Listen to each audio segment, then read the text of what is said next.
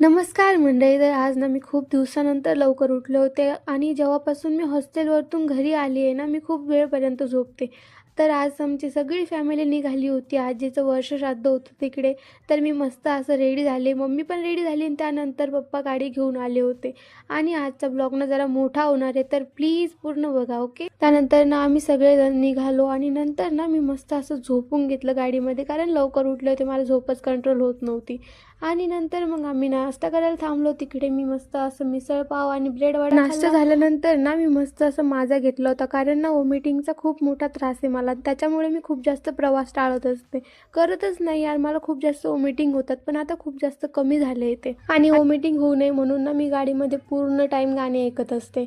आणि त्यानंतर आम्ही तिकडे पोहोचलो आणि तिकडे ऑलरेडी वर्षश्राद्धाचं कीर्तन सुरू होतं. मग मम्मी आणि मी तिकडे जाऊन बसलो आणि कीर्तन ऐकलं. आणि नंतर ना सगळ्यांचं जेवण झाल्यानंतर मग आम्ही पण जेवण केलं. आणि यार एवढं जास्त ऊन पडायला लागलंय ना आता, खूप जास्त. म्हणून ना मग मी मस्त असं कुल्फी खाल्ली आणि त्यानंतर आम्ही पण निघालो मग तिकडून. आणि ना आम्ही तिकडून निघाल्यानंतर आमचा प्लॅन झाला की आपण आपल्या कुलदेवीच्या मंदिरात जावं. म्हणून आम्ही तिकडे गेलो रेणुका माताच्या मंदिरात आणि मस्त असं दर्शन वगैरे केलं. आणि नंतर हे जे मंदिरासमोर असे मोठे मोठे खांब असतात ना, त्याच्यामधून वरती जायला जागा असते. तर आम्ही तिकडून वरती गेलो आणि त्याच्यानंतर आम्ही व्ह्यू बघितला. यार एवढा सुंदर व्ह्यू येतो ना वरती. मग आम्ही तिकडून निघाल्यानंतर ना वैजापूरमध्ये थांबलो. मस्त असं पाणीपुरी शेवपुरी खाल्ली, कारण ना सकाळी जेवण केलेलं होतं सगळ्यांनी, म्हणून सगळ्यांना खूप जास्त भूक लागत होती. आणि नाकामध्ये कुल्फी होऊन पण वरतून कुल्फी खाणं किती मोठं टॅलेंट आहे, हो की नाही.